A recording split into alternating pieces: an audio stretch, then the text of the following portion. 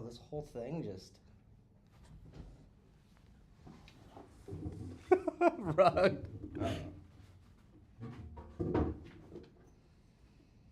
We gotta just run it back. That was good practice. Can you put on the camera dress up just so they can see that like something's happening? They'll figure it out. It's all right. We'll be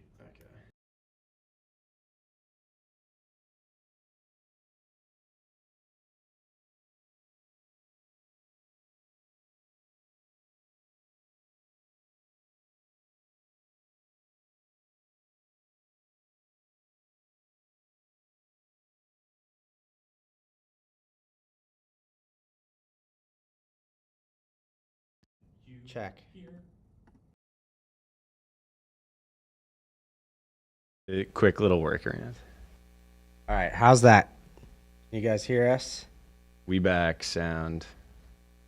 Yes. Yes. There we go. Yes, victory. was Okay. It would sunflare. not be the Thursday morning show without a little technical difficulties. You get a countdown to the technical difficulties now. You get 5 minutes. Then we hit our very special recurring segment where we try and fix all of the hardware. And then we tell you the news, updates, and alpha, everything that's going on in crypto and the Monad ecosystem. It is Throughput Thursday, my favorite day of the week, and it should be yours as well. You know why? Because it is Monad In the morning. Let's go. Banger lineup today. We're going to give you all the news, updates, and alpha, like I just said, to kick off the show at 10:30 Eastern Time this morning. We will be joined by Larry Smoove, founder of Drake Exchange, as well as Grim Joe, long-standing Monad community member, huge supporter of the pipeline, and more recently working on the growth side at Drake Exchange. Very excited to have Grim Joe and the Drake team join us at 10:30 Eastern Time. After that, we will be joined by Raj, who's leading payments, stablecoins at the Monad Foundation. Very timely discussion, lots of things going on in the crypto payments space, a lot of institutions and large players in the financial space starting to get publicly excited about crypto, which is something that we really haven't seen before. So excited to have Raj on and chat through all the details. But before we get to our amazing guests, intern, how are we feeling today? It's a pretty bloody Thursday in the markets. You know, we talk about what's going on. Usually the last couple of weeks, we haven't had much going on in the markets during Throughput Thursday. Today, things are getting nuked. And you know what? It's crypto. That is just what we're used to. I don't know. I looked this morning. It's like everything's down like 6%, something. Hyperliquid taking a 10% haircut on the day. Hyperliquid also in the news for Aster. CZ is just creating a Binance version of Hyperliquid. I know Rasmer has been posting about how he's early, and it seems like the token has just been murdering everyone that is sidelined and has just continued to do well. So it seems like we're starting to see a trend. Somebody, actually it was Tunes, shout out Tunes, got to give credit where credit's due. Tunes brought up yesterday, he's like, I bet we see a lot more centralized exchanges doing basically what Binance is doing here. Why would they not? And I think it's actually a pretty good point. Maybe you can kind of walk us through a little bit more deeply there in turn. Why would a centralized exchange go the route of a DEX? And obviously there's variable commitments to decentralization, I guess you could say. You could certainly say that. I think that's very fair. But why is this like the new meta?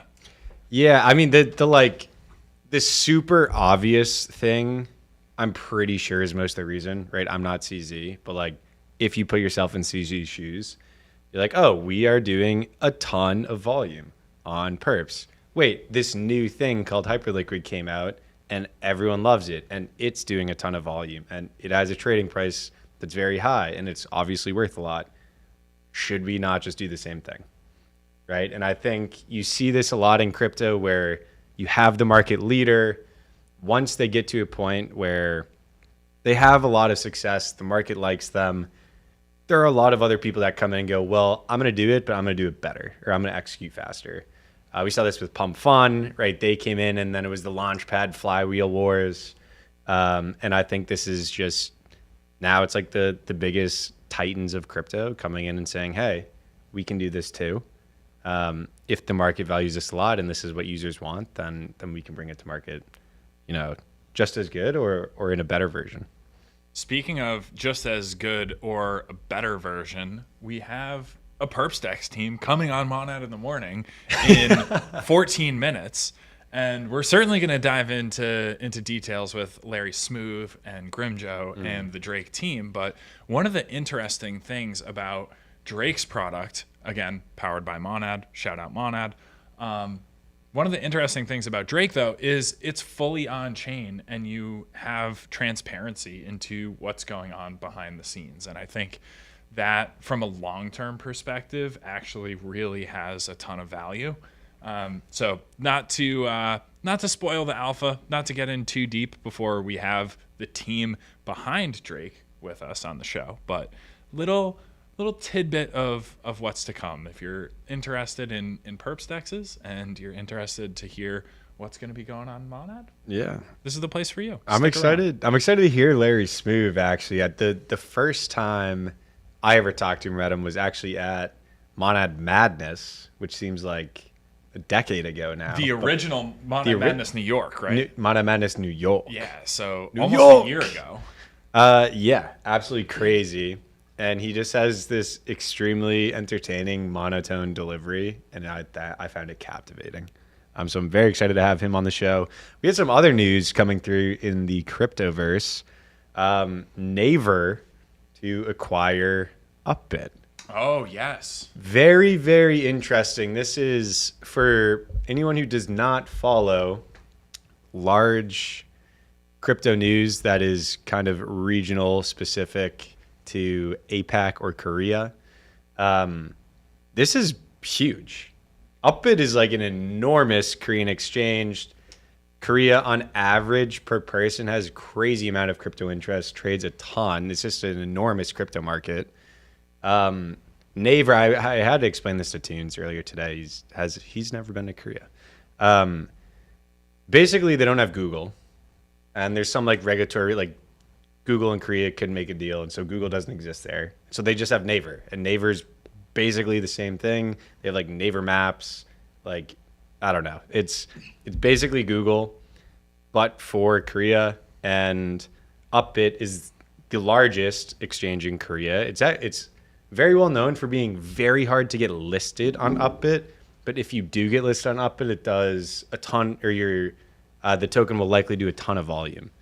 So it's really good, but it's hard to get there. So you basically have like the Google of Korea acquiring, one of the most important centralized exchanges in crypto. And so if you're watching this and you're in the US, it would be like, oh, literally Google acquiring Coinbase or Kraken or something along those lines. So just like huge news. Wonder what they're doing.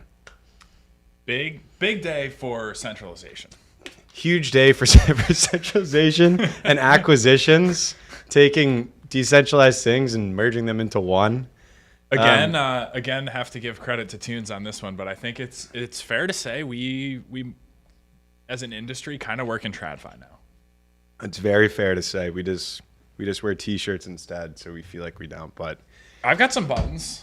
Oh, you got buttons. They are buttoned though. Yes. There are no unbuttoned buttons on this show. Yeah, no, we keep it classy. We keep it formal. Yeah. Speaking of Korea, what's happening in Korea right now? Good question, Jessup. Big things are happening in Korea. Just kicked off the first ever Meet Monad event overnight our time yesterday in Korea. Meet Monad is a big event that is not exclusive to Korea Blockchain Week, but that is where the kickoff was. Great opportunity to meet the foundation team, discover some ecosystem projects, learn a bit more about Monad prior to the upcoming big launch that everyone's looking forward to. So if you are going to Token 2049 in Singapore next week, we will also have another Meet Monad event there. And I highly encourage you to drop by the Meet Monad event and or the other events that the Monad Foundation is hosting out at KBW and Token 2049. Yeah. Action-packed times in APAC right now, for sure. If you go and you're extremely lucky, you might even get to meet Sungmo, which is a treat. Sungmo, shout out Sungmo. Shout out Sungmo. Shout out Sungmo. Absolute legend. There you Also, go, James Sungmo. is there. Eunice is there. James is there? James is there. Oh Yeah. Yeah. So great. So that is opportunity. truly a treat. Yeah. Oh my goodness. And if you are a Monad hater, if you don't like Monad or you're skeptical about Monad, that is fine.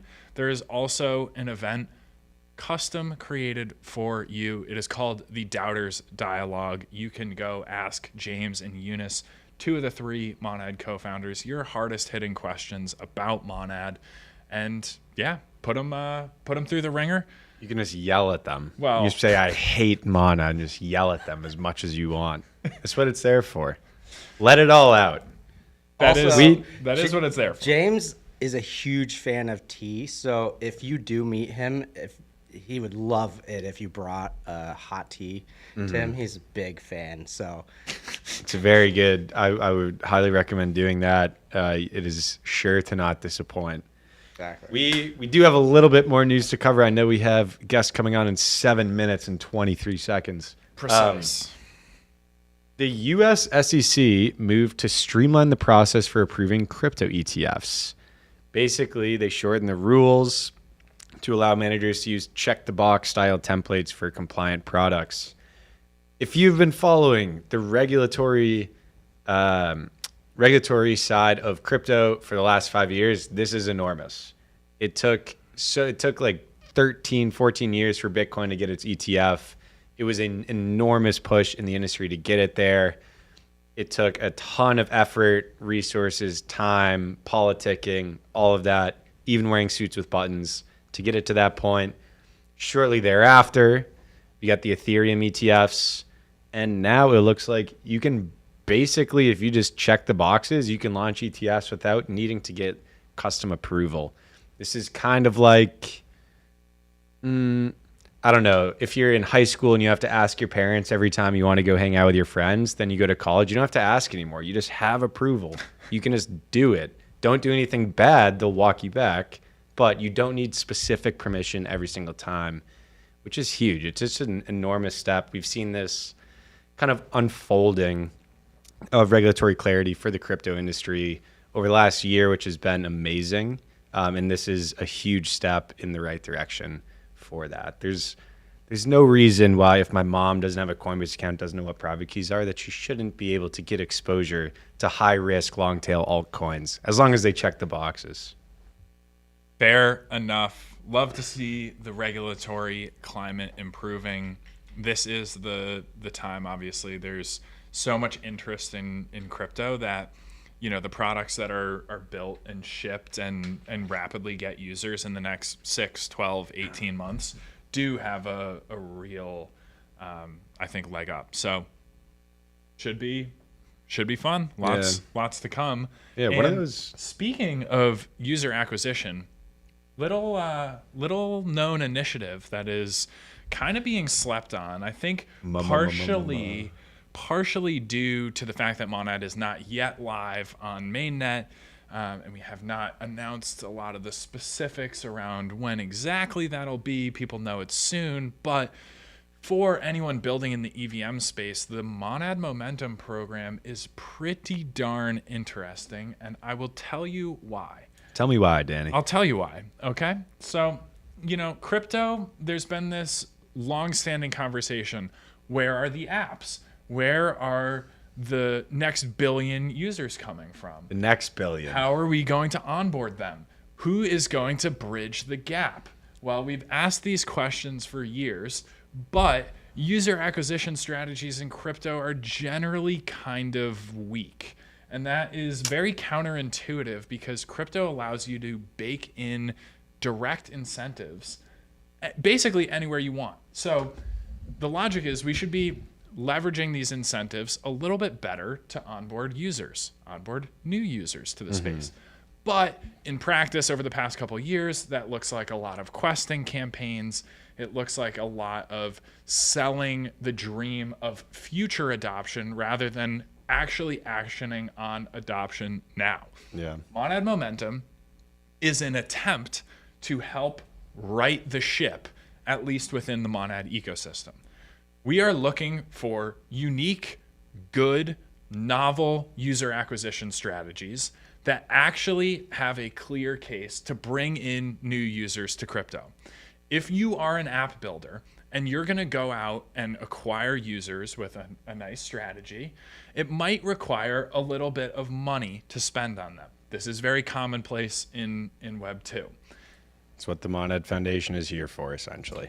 Right, exactly. We're here to help you out. We're here to help you out. So you want to go acquire these users. You know that you might have to spend on these users. It's pretty hard to go spend a lot of money on user acquisition as an early stage startup. And we here at the Monad Foundation want to help. So if you are at a scaling stage, you can submit your user acquisition strategy to the Monad Foundation. We will review it. If the team here likes it, then you will get incentives to use towards acquiring those users. That means if your customer acquisition cost is normally $5, it could be as low as $2.50 out of your team's pocket. That means you can acquire potentially twice the users for the same cost that you would have previously spent. So that's pretty good. Yeah. I think it's kind of a no-brainer, given that Monad is 100% backwards EVM compatible, that anyone launching a consumer app in the crypto space might want to deploy on Monad and take advantage of those juicy incentives. That is just for builders. For users, You get the incentives. you literally Very get the straightforward. incentives. Very you straightforward. literally get the incentives. This is going to lead to a more active ecosystem. There's going to be more liquidity. There's going to be more user activity at the end of the day. How could that not be exciting for builders and users alike? I don't know. The only reason I think this is being slept on is because of the early stage of the program and the early stage of Monad overall. But teams are going to take advantage of this. It will undoubtedly have a meaningful impact on user growth for some apps. And as that begins to happen, other app teams are going to take notice of it. Other users are going to take notice of it.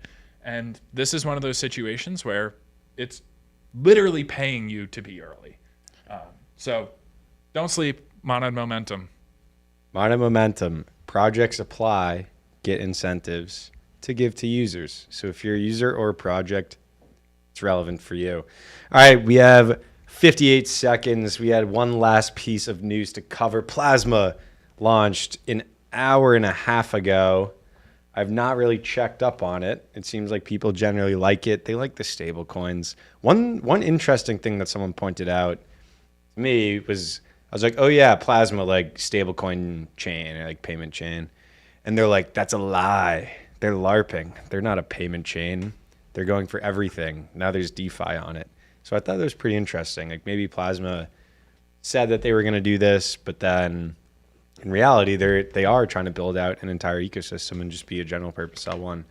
We will find out. We can't check the code. It's closed source. It's not Monad, but people are excited about it. It looks like it's expanding the world of payments in crypto, which we love to see. Now we got 4 seconds left. Jessup, what is the process? Are we getting Larry Smooth on here? They're not in the waiting room yet, so. Larry is not in the room. Where is Larry? Larry Fisherman. If anyone in the chat can tell me who Larry Fisherman is, they will get a spin to win at the end of the show. That is a niche reference. I have no idea who that is, to be honest with you. So it's well deserved. We will see. I actually can't even check out. Oh yeah, Grimjo. I forgot. Anyone who doesn't know, he invented Mooch, I'm pretty sure. Mooch Man. All right. He certainly was Fisherman. an early champion. He may have actually created the character as well. We will have to ask him because he is coming on the show in Headphones. seconds. Larry's not a lobster. Larry and SpongeBob the beach keeper. He's not even a beach. Larry the lobster's not even a beach keeper in SpongeBob. He's just a big dude at the beach. I had no idea what you were talking about until I peeked.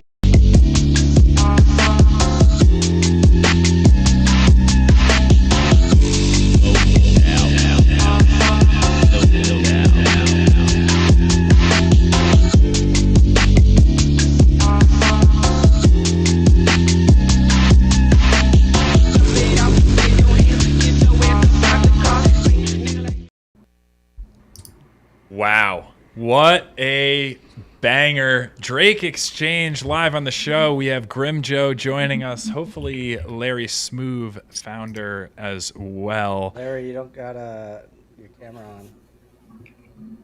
Hello guys. Yeah, one second. Yeah, I don't know. Troubleshooting. Oh, you're here? He's troubleshooting. Yeah. Awesome. How you doing? Grim Joe, that is quite the mic you got on there. You got the pro mic set up? Yeah, I took it with me. Yeah, it's a very small microphone. I think it's kind of the same as Danny is using for his videos. Yeah. No, it is. I've become familiar with that over the last year or so. Oh, undoubtedly. And Grim Joe's been on a tear on the content arc himself. Absolutely love to see it. Hope to see the content continue to flow. And also we have Mr. Cool, Mr. Shades, Larry Smoove, founder of Drake Exchange, joining us as well. Larry, thank you very much for being here. How's it going? Good. How you guys doing? Appreciate it. Fantastic. It is a big week in the Monad Eco. It is a big week in crypto. Perp dexes are all the rage right now. And the Drake Exchange has gone live on Monad Testnet. Earlier in the show, we were reminiscing on when we first met you, Larry, back almost a year ago at Monad Madness, New York. And it's certainly been a long road since then. Long road still to come, but it is super exciting to have you guys live on the testnet and live here on Monad in the morning as well to unpack all the details.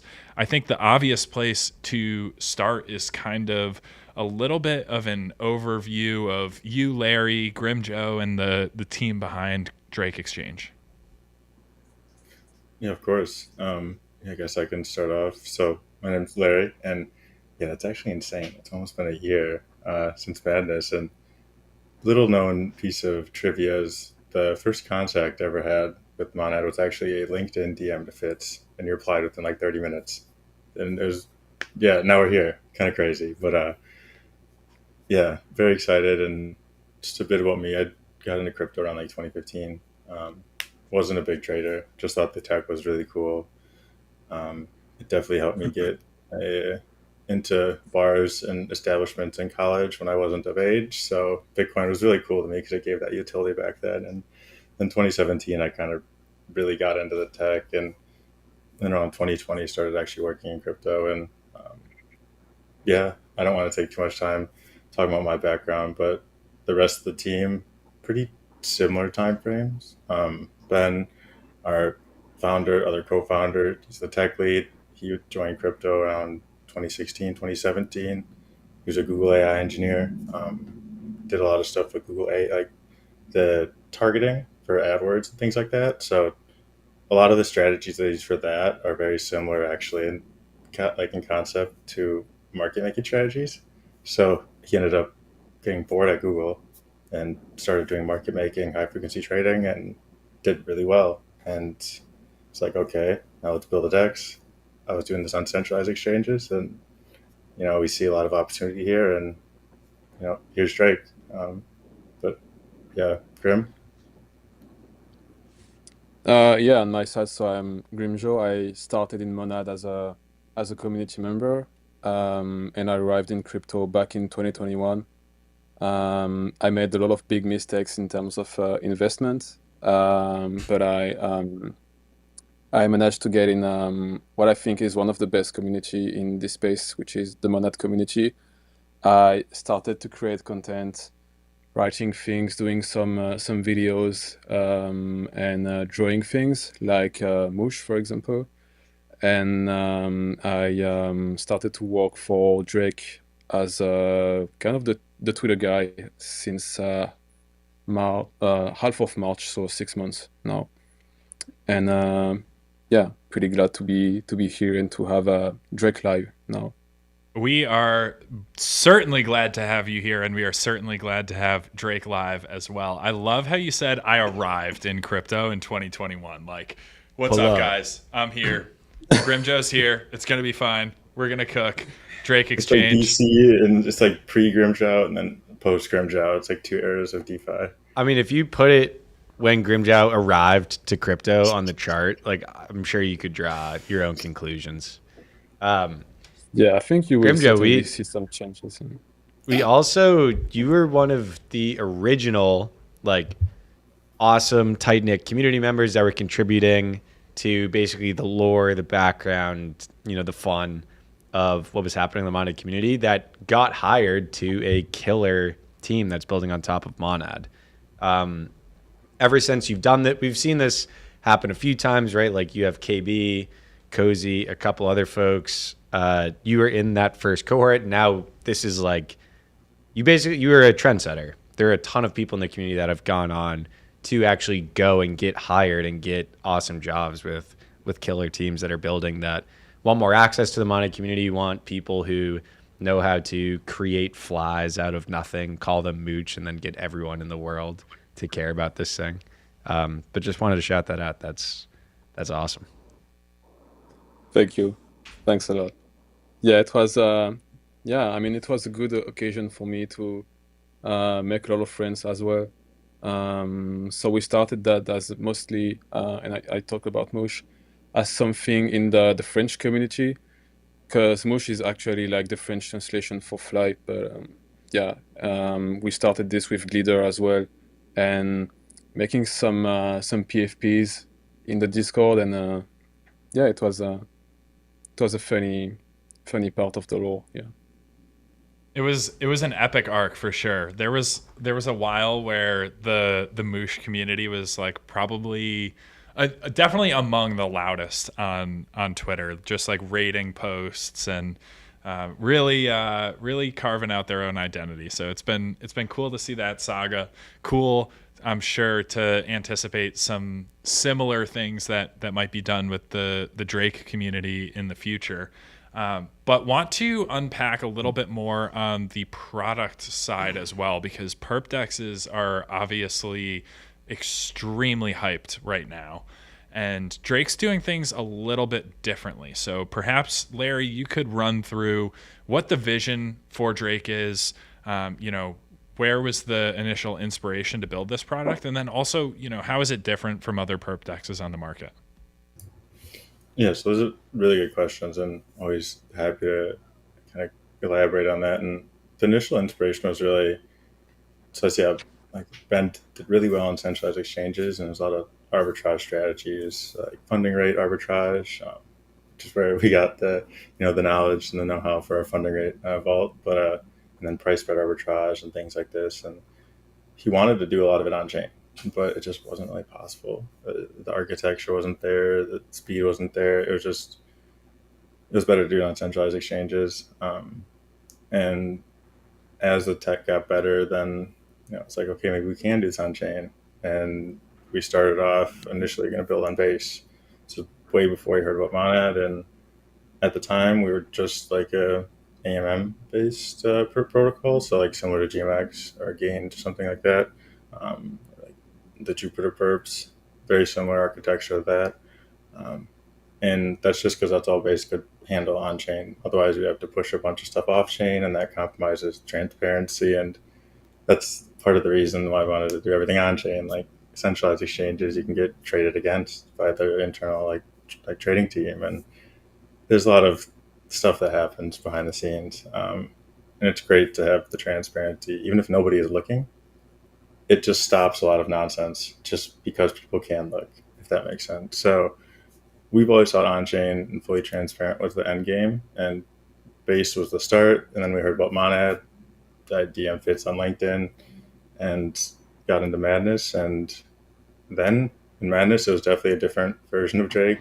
It's evolved quite a bit since then, turned into a completely on-chain club without an auction component. At the start, we had an auction component, and now it's built out in our vision is actually quite larger than, or much larger than a perp dex. And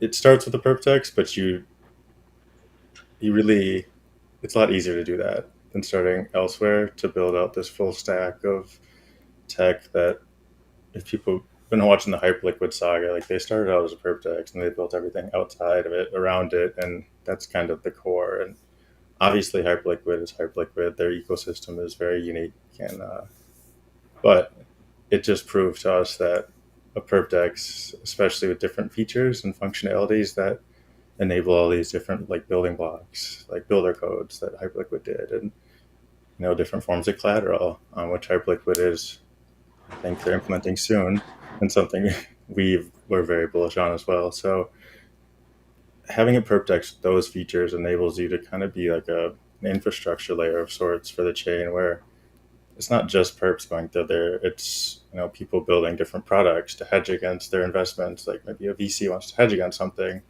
Maybe people want to just collect funding rates. Maybe want to arbitrage to spread between here and there. It's so we can create these sort of products and tokenize them using our architecture. Then pass that tech on to the users, and you don't have to do it manually. We can just tokenize it and create sort of like a, I don't know. It's a very simple way of putting it, but just like an interchange.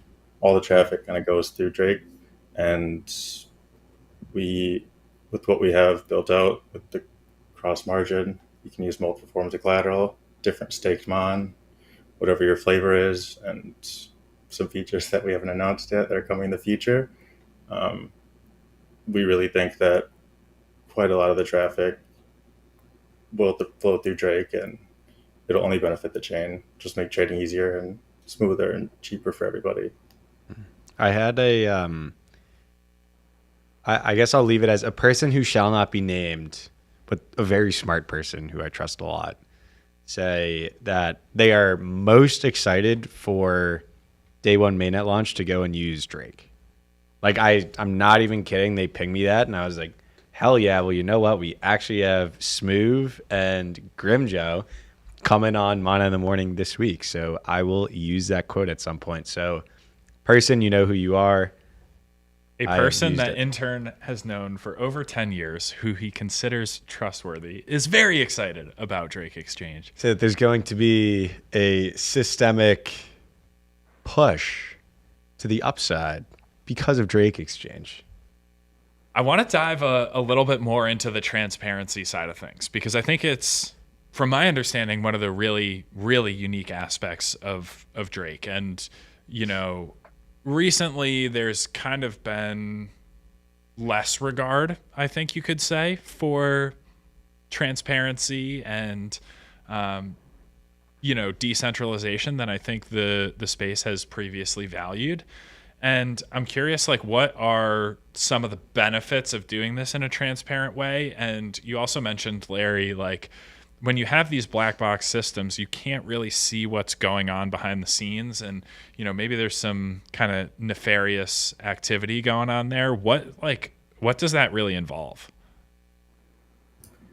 Yeah, so it can take a lot of forms, and I know this is even the reason like Jeff and the Hyperliquid team set out to build Hyperliquid, is they were market making on, I don't want to name the exchange, but it was some second tier exchange, and they noticed that, and I think there's a few interviews with him too, and it's really interesting. He laid it out in public, and it's very similar reasons that we did it, and like they were noticing that the order book and everything was just shifting in ways it shouldn't, and that their trades that should have been opened just weren't getting opened, and trades that maybe shouldn't have closed at this price were getting closed at this price, and it was all going against them.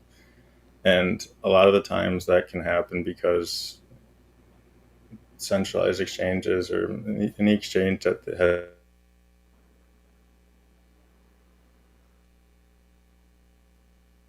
they can see what you're doing, they can see liquidation prices, and nobody else can. So you'd like to assume everybody is ethical and doesn't do anything unsavory, but when there's profit involved, people will try to manipulate things and push the markets around because they have the power and the ability to do that, liquidate you and make some money on it. And Isn't there's the a lot of different. whole isn't the whole point of crypto that you shouldn't be able to do that? I thought so, but when I got in, and yeah, that's what I thought. So yeah, and it's just. And the thing is, like a lot of people, they don't know what's happening to them. It's just that market makers, they know how this stuff works, and so they can see it when it's happening to them. It's just kind of like two market makers duking it out. One's for the exchange, and one's an independent one.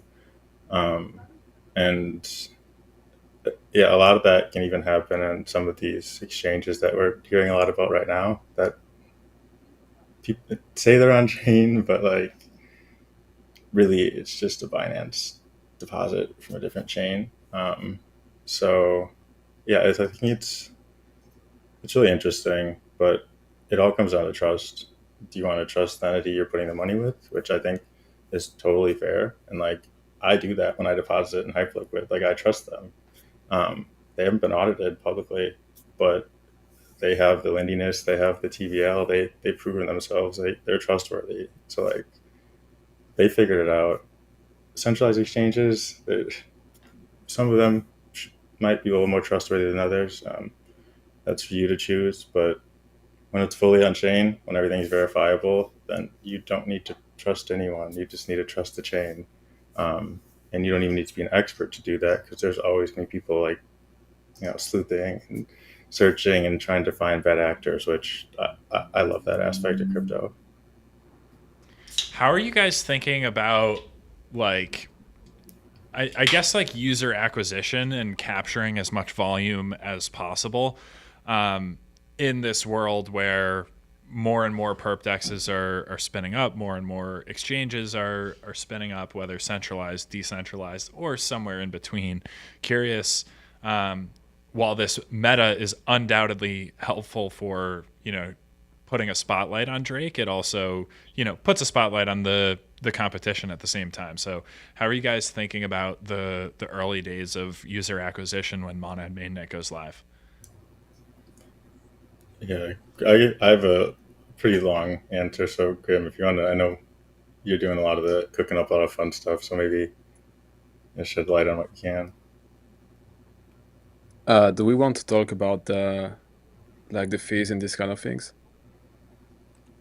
Yeah, the like competition, anything, whatever you think get people excited. Yeah, I mean, I think one of the things that could kind of make us stand out is to like we want to incentivize as much as possible the users for using Drake. So do we want to talk about the point program, Larry, or do we want to keep it? Don't We feel can like talk- you have to. Don't feel like you have to go into too many details. I think based on that last sentence, people can already start to kind of connect the dots. Feel Yeah. free by all means, but don't feel Yeah. pressured to divulge too much alpha. Yeah, Graham, if you have a whole rollout plan for letting people know what the go to market is and what those programs will be, I wouldn't break all of the news right now live on Monad in the morning. So if that is the No. case, maybe keep it. But if there's a couple maybe high level things that you can talk about that you're excited about releasing, I think that could work. Yeah, sure. I think like one of the most exciting thing for me would be to so first we will have a trading competition that is going to happen pretty soon. It's going to be something quite gated, and we plan to do it also post mainnet as well. And so with USDC reward as for the winners, but we kind of want to use Drake also implement a kind of social layer and allow people to be to have a kind of profile on chain and be just like link the off chain with the on chain activity. And I think this is one of the things I'm the most excited about. I don't really know what I can You're make trying. out of You're it. Like, trying so hard to. I appreciate it. Um, yeah, Pretty much, yeah. The trading competition. We have 99 slots. There's a lot of ways to enter starting now. So follow us on Twitter. Join us on Discord. There's a ton of ways to enter. You don't have to be a good trader. You don't have to put up any money. You can win real USDC, but what Grim's trying to hint at without saying it is there's a much bigger reward down the line than just the USDC. You're not going to get it right away, and you're not going to get it from just doing one thing.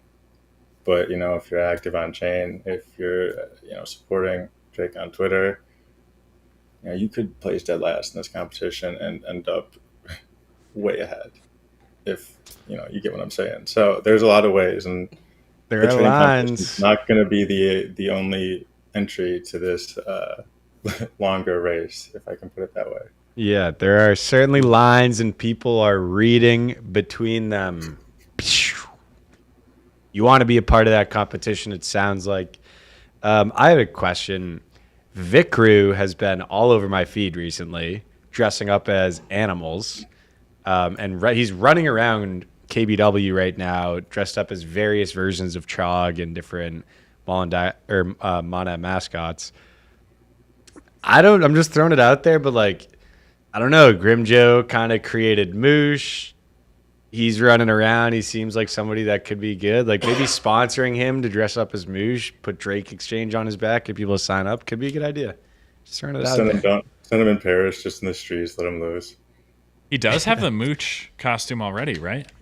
Yeah, he's done it before. he did one actually. Yeah, he did one. I've heard like he made like Chog yesterday. I saw some videos, and I've heard like some people at KBW were kind of afraid, and I understand because like it was like it was pretty funny to watch, and yeah. Who makes them? Like who makes the actual costume? Just really. Yeah, he is. He's the brain, the architect, the actor. It's like a self-directed single-player film. Dude, someone hired this man ASAP. That's what I'm saying, dude. I think he is he's a hot commodity. He's getting a lot of attention on this. I don't know, just throwing it out there. You got if you created an animal and you're working at a project, there's a lot of overlap between what could be done. Is he working in the fashion industry or something? Because that would be. Dude, I actually know nothing about him besides the cosplays, and they're incredible. He's a very talented person, and he's directing this talent and energy towards Mana mascots, which is a very entertaining outcome for a lot lot he's a student, so he's not working for it. I mean, he's just like a really talented kid. Heard it here first. Heard it here first, but you probably saw it first on Twitter. Shout out Vikru. There's a lot of creators in the Monad community that are really starting to pop off. People who have like really leaned into their own things, and that's been really, really exciting to watch. It was certainly a goal of the media team from very early stages in setting up like pipeline interns, content creator community, which Grimjo, you were a legendary early contributor of, as well as many others in the Monad community. So excited to see that surface area of opportunity continue to grow, and more creativity out of the Monad side of things is always good, always fun. I'm really excited about this trading competition. I think it's the pretty much perfect timing. Stars kind of aligning overall, and I'm sure a lot of people will be chomping at the bit to get involved in that. And just to kind of recap where the call to action is for anyone who wants to check out Drake, it's live on the testnet already. Trading competition going live soon. Twitter, best place for updates. Am I correct? Am I missing anything? Twitter and Discord. Twitter, perfect. You'll get updates right away on Twitter. Discord, if you want to ask questions to Pearsol and Udai, they're always there. They're super helpful. So either reply to us on Twitter or Discord, and you'll get a good answer. We're just excited to have the competition in about 2 or so weeks. So yeah, we can't wait. Did you expect, Larry, this like perp dex meta to kind of pop off, or has it somewhat been a little bit surprising?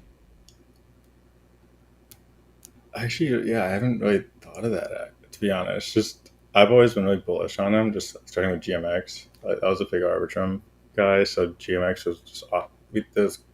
That was the hype like at the time. People were just like, nah, nothing's ever gonna be GMX. GMX is the end game, and then comes Hyperliquid, and so everyone thinks Hyperliquid's the end game. But yeah, and so I've just been along for the ride. Really, I love how the attention is here. I think it's deserved. Um, I think it's a very crucial part of just the infrastructure across, you know, different chains, EVM, SVM, everything. So I think every chain needs a perp dex, and now that people are starting to realize that and realize they're not just all GMX forks, I think it's fantastic. And yeah, I hope it doesn't die down. I know it's going to die down a bit, but I think people really realize the value that's there, and they're going to get easier to use. I think that was the barrier to entry at first. Like there's just a big learning curve. The tools weren't there. A lot of the automation stuff wasn't there, and it was just tough. It made it a lot easier to lose money. But now with all the improvements, both just on the user experience, user interface side, and then the chain being faster, and we can do more with, you know, transactions on chain. It all benefits the end user. And when things are easier for the end user, they're, you know, more likely to use it and enjoy it. And so we see that trend continuing, and we're really excited to be a part of it and, you know, showcase Monad and how it's, in our opinion, the best place for perps. So yeah, I think we have a really bright future ahead. I love it. Couldn't agree more. And I honestly love that tagline, the best place for perps. That's pretty epic, and, you know, gets right to the point. So like that one. Not sure if it's been used before, but I will probably be using it going forward. We're coming up on time here. We do have a bunch of questions from the community. I think we'll probably only have time for one. And since we've started to go down this road already, talking about trading competition, what potentially some incentives are going to look like for traders who are early to the Drake exchange, HRISX69 asks, is Drake going to apply for incentives in the Monad Momentum program? Yeah, my girlfriend was really upset with me last night for how late I was working on that application. If that gives you any indication on it. So yeah, we're trying to get as much, and it's going to go directly to benefiting every trade and just making just the user experience on every single level better. We think there's a pretty simple way to do that, and so yeah, we're very excited that we have the opportunity for that, and I'm also excited to submit it so I can get some good sleep. Nice. I hear you there. Can definitely relate in my own way. But this is the time for late nights and early mornings. This is the time for shipping. The perp dex meta is here, and you know what? So is Drake Exchange, live now on the Monad testnet. Trading competition coming soon. Huge emphasis on transparency, decentralization, putting the whole thing on chain. It has been an absolute honor to hear from Larry Smoove and Grimjo, OG member of the Monad community and growth contributor now at Drake Exchange. Appreciate you guys coming on and giving us a little bit of insight, little bit of alpha as well. Hope to run it back soon. And in the meantime, I will catch you guys in the order books. Thank you for joining us today. Appreciate it. Thank you, guys. We're going to take a quick intermission, and then we'll be right back. Intermission. We will be right back. Founders don't need cheerleaders. They need real feedback. That is why we launched the Monad Founder Residency at Network School, bringing 20 early-stage startup founders to Forest City, Malaysia for 2 weeks of heads-down shipping. No excuses and no distractions. Otherwise, he is right now the most confident out of all three. Yes, it is torture. Yes, go. From the start, founders learned this wouldn't be a retreat. It was a competition. The aim of this residency is actually to figure out which are the 3 top teams that are really going to raise seed funding. They need to be in a competitive environment. We do need to reinforce that we do believe in them as people, as founders. So please do communicate that, hey, in the long run, I'm very bullish on you. But right now, you got to buckle up and you got to really work hard. Only teams that made real, measurable progress would earn the chance to pitch on demo day in front of over 100 investors. Though it may not sound like it, this was high stakes. For an early stage startup, securing investment can be the difference between life and death. Being in a room or in an environment where people look you in the eye and say, no, you're doing things wrong, or this isn't going to work, or if you want to achieve X, this is kind of a good path to go on and do that. And I think spending at least like 2 weeks with these kinds of people really elevates a project to a level that you can't just do without it. Accelerate. That's really the word there. I would use it, is to accelerate. That's why we wanted to be a part of this program, because they offer such great support.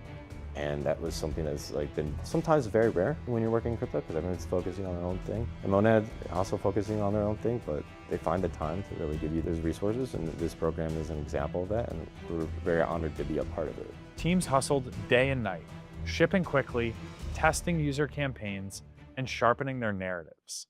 Everyone struggled. Some broke through. Every founder faced the pressure of proving that they belonged. This time, whatever is on your deck, it needs to be final. The deck cannot be changed. We had such a different perception on our product and where to take it. It was nice, like pleasantly surprising to like realize, okay, we don't need the chafe and we got like the main bits, and that's what we got out the last 2 weeks. First, what are the features that exist? We need to say that, otherwise everything just looks like it's all future. Okay, so I'll explain. So I think with the product is cool. The problem is like communication, because like we're building it in our own like little bubble, but when you take it outside of that bubble, they don't notice things. After 2 intense weeks, it all came down to demo day. The strongest teams stood on stage and shared their progress with a room full of top investors. This whole experience has been awesome. I mean, this is the culmination of it, but it's just a start. I mean, it was 2 weeks, like we worked hard to get here, but the real game starts, you know, when we launch our product. So it's demo day, it's time to go. I think we've been prepping for this for 2 weeks, so we're ready. Super excited, a little bit anxious, but I'm glad to be here with the rest of the guys. We built some very good relationships within the cohort, so it's exciting to see all of them pitch. It's exciting to pitch myself. Yeah, I'm very curious what's gonna happen like after the pitch day, and definitely looking forward to that. For many, this was the turning point, the moment their vision was put to the test. And beyond the pitches, founders left with a new clarity, sharper product strategies, tested growth playbooks, and a community of peers who had weathered the same trial by fire.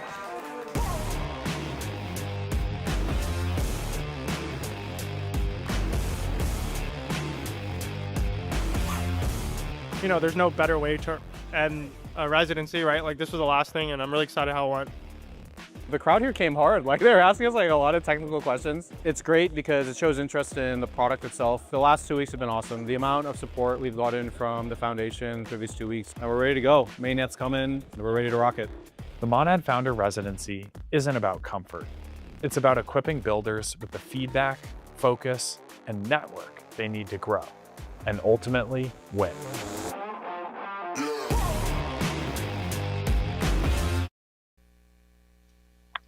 And hey, Raj. We are How's it going? Back. Hey, Raj. Welcome back. Second time on Monad in the Morning, I believe. Second time. That's right. That's right. I'm excited to be here.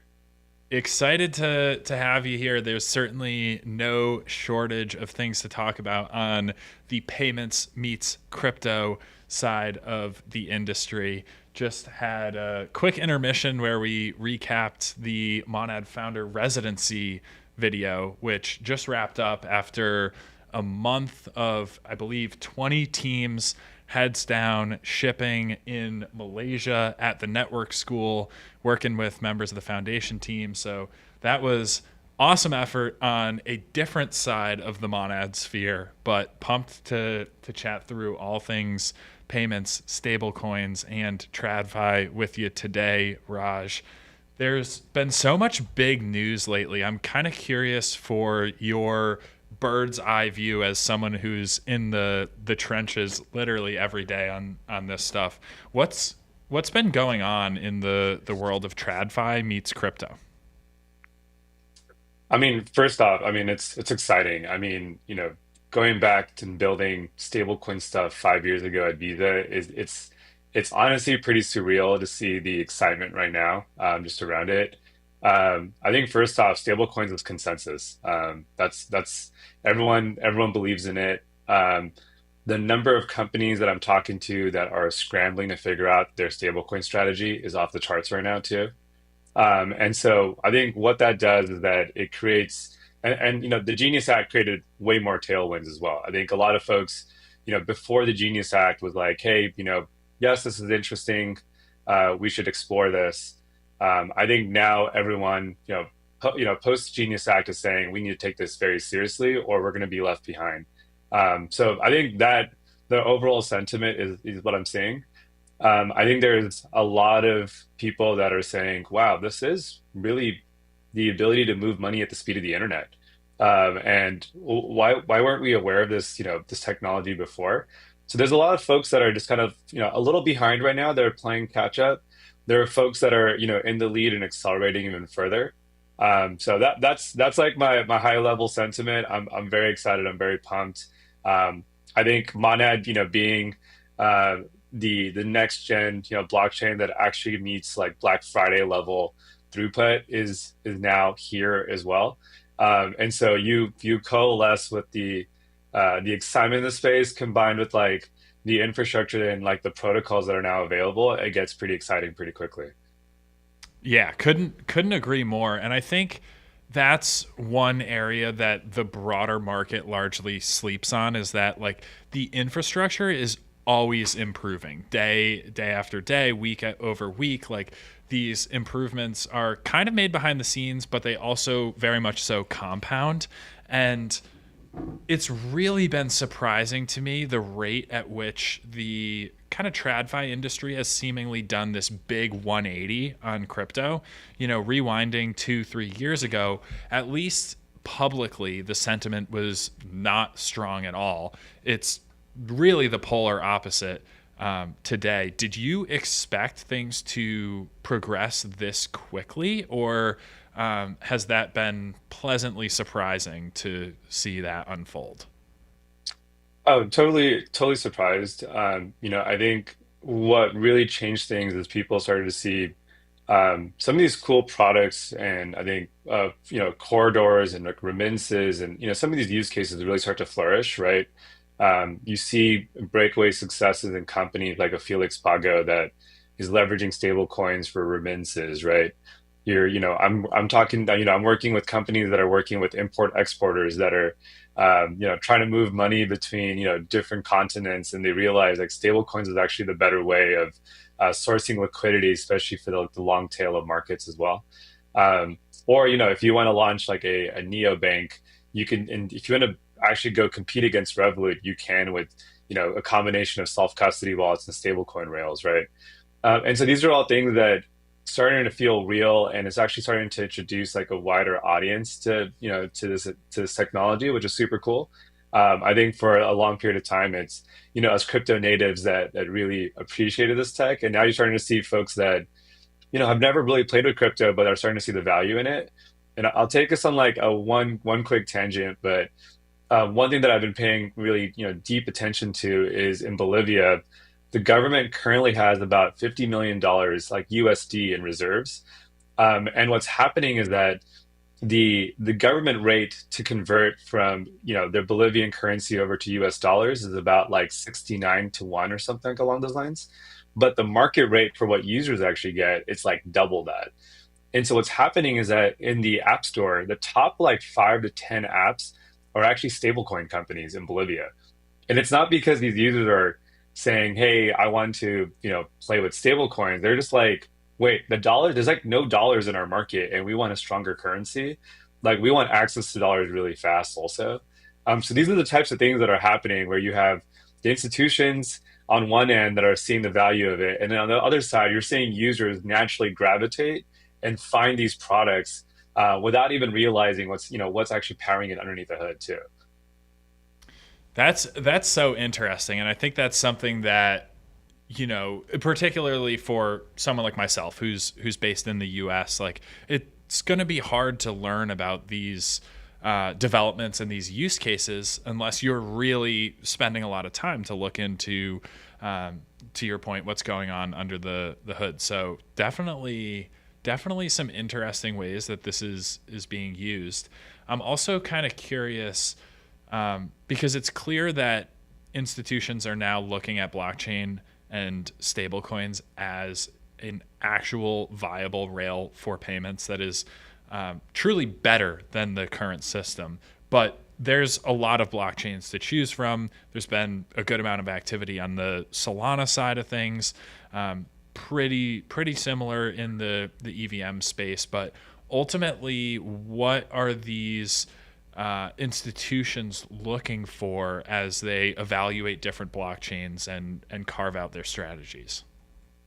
Yeah, I think, a lot of folks are first off realizing the power of EVM. And it's not, the way that, us crypto natives kind of view the EVM. They kind of see the EVM as the network effects where, oh, it's actually really easy to work with infrastructure companies or work with, different adjacent protocols or products because I think the institutions realize like, once you build that phase one or that V0 product, you probably want to stack products and services afterwards. So there's been cases where, I've talked to large payment companies where they launch their, stablecoin accounts product, and then they're like, we want yield. And then they look at the different options and they're like, oh, wait, why don't we source it from DeFi? And so it's one of the first few times where I'm like, oh, I didn't know you really wanted DeFi. But, I think some of the benefits of EVM is that you get some of these network effects built in, off the ground. And I think this is where Monad is obviously really helpful and have been thoughtful about the architecture around it to be, let's leverage the network effects of the EVM to our advantage, right? Because it's going to help down the road as more product builders and institutions want to build other adjacent products into the core stack itself. I think the other part is a lot of institutions are not used to, high transaction fees or, high latency systems. Like it's just like it kind of boggles their mind a little bit. They're like, wait, why not? Why does finality take like 5 to 10 minutes here? Like, what are block times? Like, what's happening here? And even in terms of like TPS and throughput, I think they're sometimes a little startled because they're like, wait, if we need to meet like Black Friday level loads, which is around 2,000, Stripe did about 2,200 TPS in the 2024 Black Friday. They start to unpack some of these things and they're saying, wait, like we actually need a blockchain that we can scale with. And so I think this is the type of thing that, what Monad has built, 10K TPS is 5X, what Stripe was looking at in terms of Black Friday loads, right? Sub-second finality, that's like table stakes when it comes to any payment system broadly as well.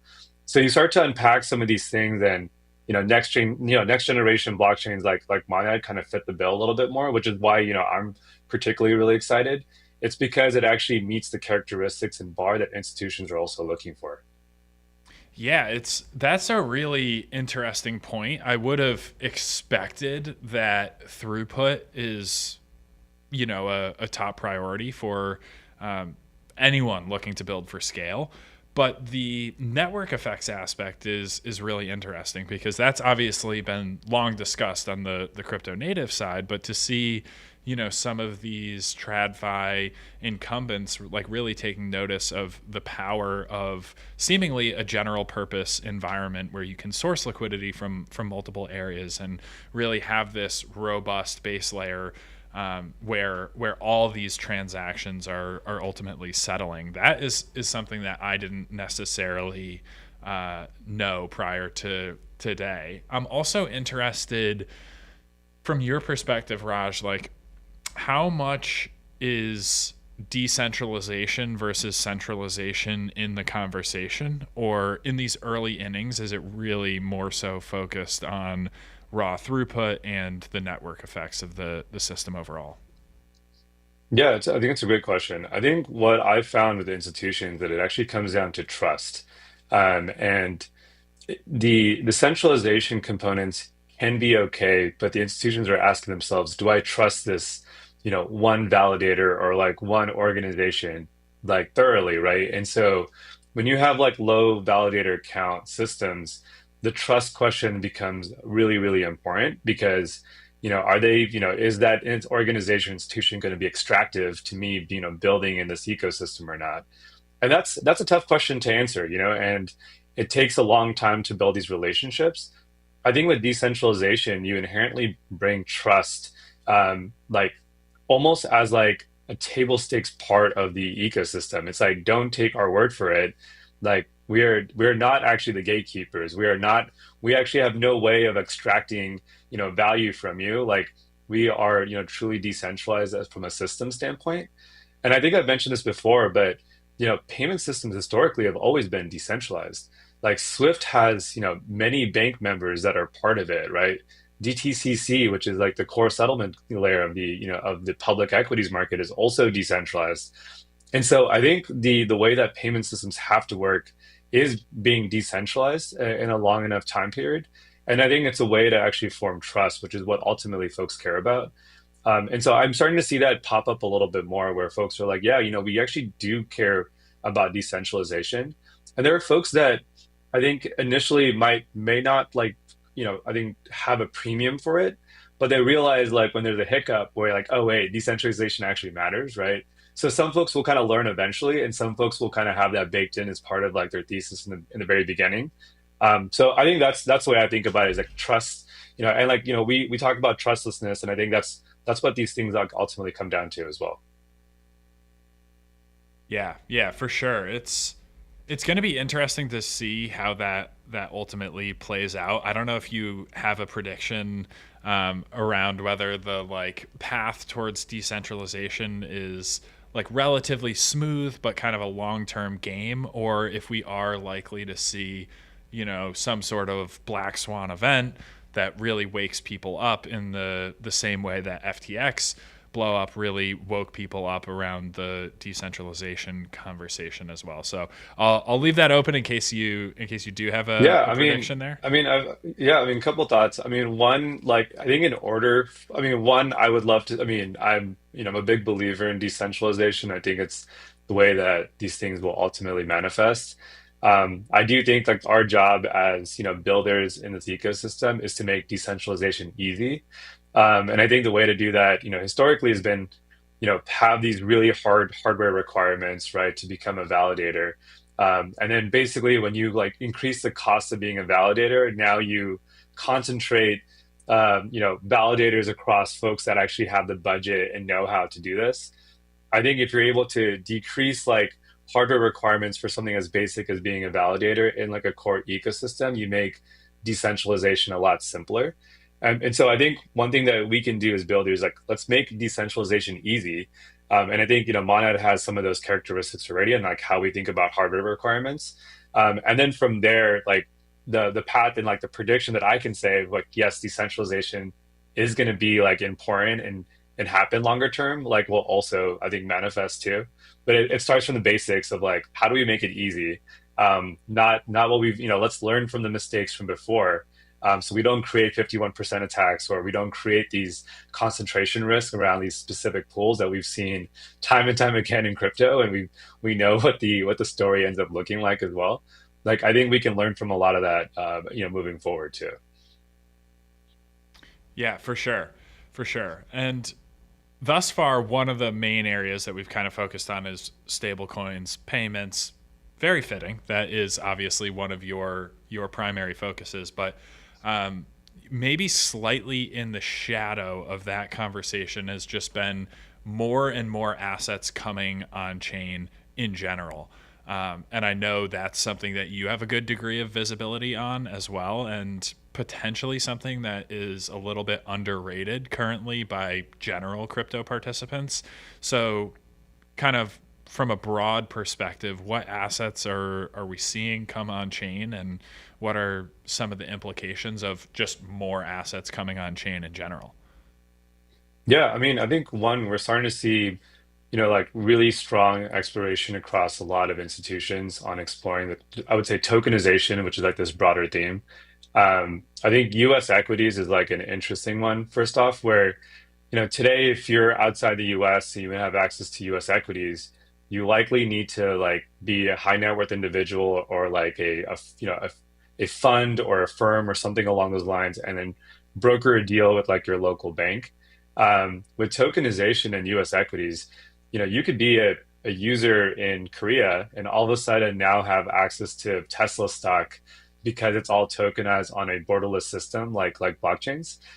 So I think that's a really interesting area where, from like a product UX standpoint, it could feel like Robinhood, but you're now like able to, quickly, receive and have finality over that asset. And then if you want to trade that, it can also be 24/7 as well. So you're not beholden to like the NASDAQ, the New York Stock Exchange, and like those market hours. Ultimately, in terms of settlement, it's going to settle properly during like New York hours.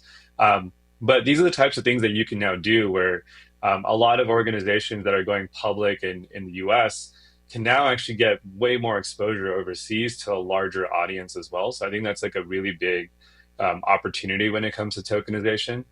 I think the other part is you're starting to see the ability for new types of product structures that can take place now where, a lot of the institutions will create index funds and they'll kind of pull a bunch of assets together, right? You can now create like a crypto index fund that can now be on chain, but also be available for like a wider audience in the form of a securities. And so it meets all SEC requirements too. Like these are the types of products that now can be deployed, pretty quickly. And then, there might be some folks that, don't have a wallet or don't understand how to get access to crypto, but they may want to have some exposure in some capacity because everyone kind of looks at their pie chart in terms of allocation. They're going to have a conservative part of their portfolio. They'll have maybe a medium risk one, and then they might want, like a combination of like higher risk and kind of maintain the spectrum. And so from there, they can kind of decide, do I want to, have a tokenized treasury bill product like USTB, which, Superstate and a lot of folks are kind of building today, or do I want to get something that's a pool of different crypto assets in the form of a security as well, and kind of get access that way also. And so you're starting to see like the early innings of this exploration, and it's really exciting. I think it's a way to, what we have in terms of, $3 trillion plus in terms of market cap for the crypto industry as a whole. Like you can start to see us, make our way towards, 10 trillion, like longer term too.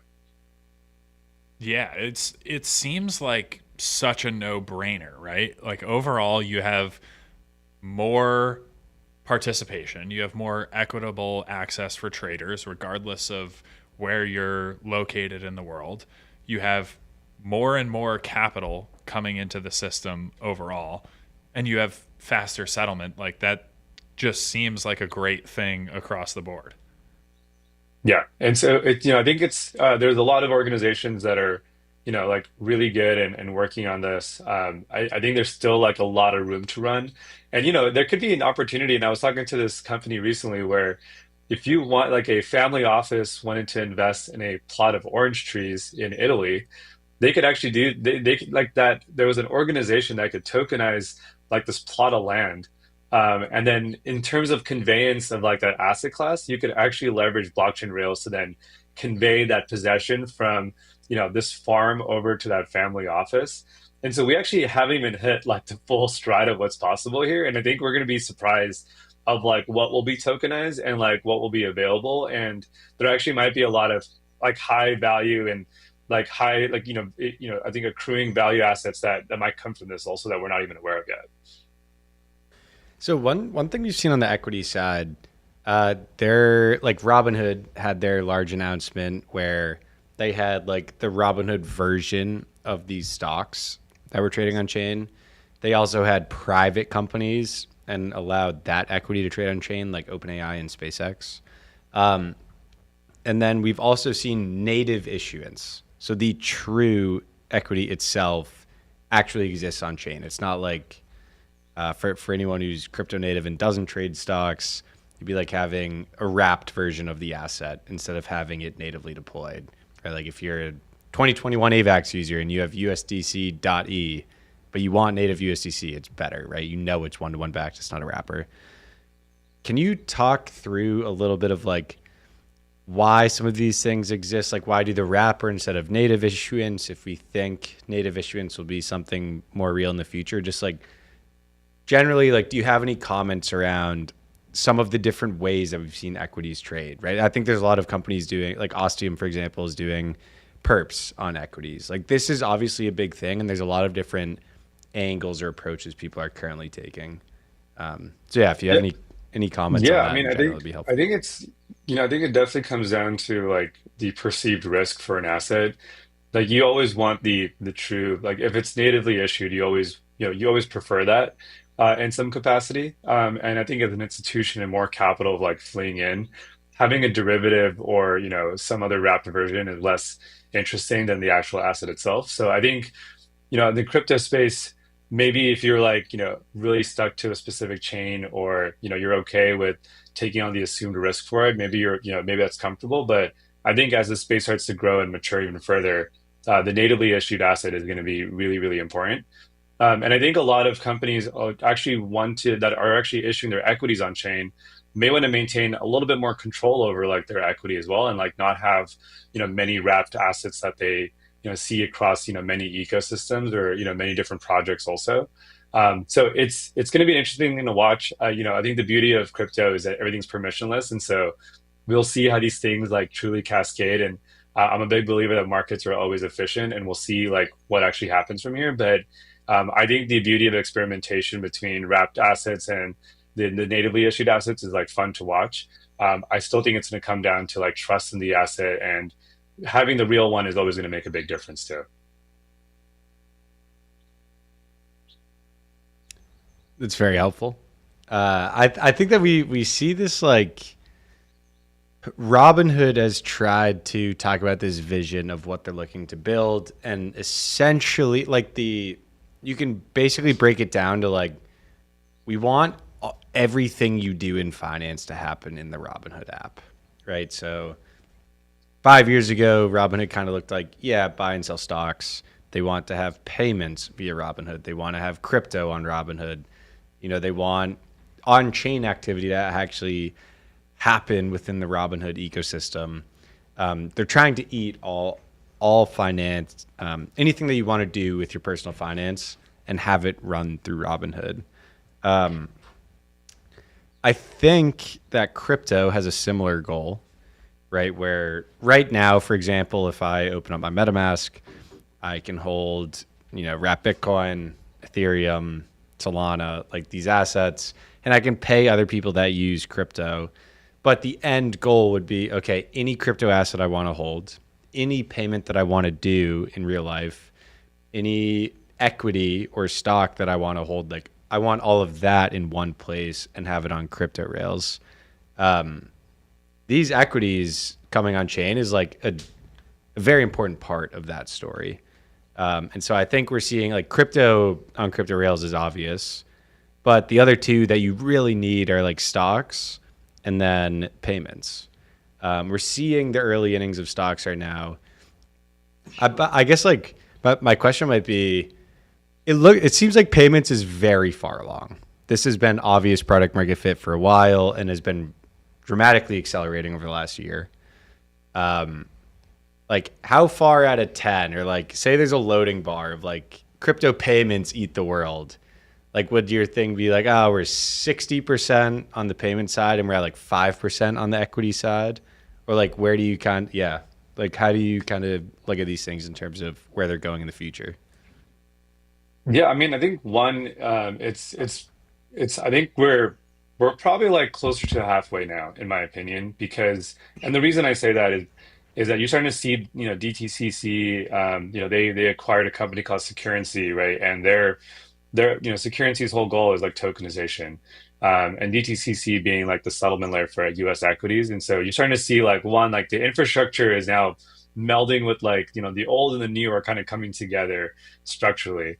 You're starting to see opinions, and the SEC starting to like openly enable almost kind of a safe harbor period right now for for tokenization experiments around this, because they do want to learn about how these tokenized assets are actually going to come on chain, but also be available for end users and institutions also.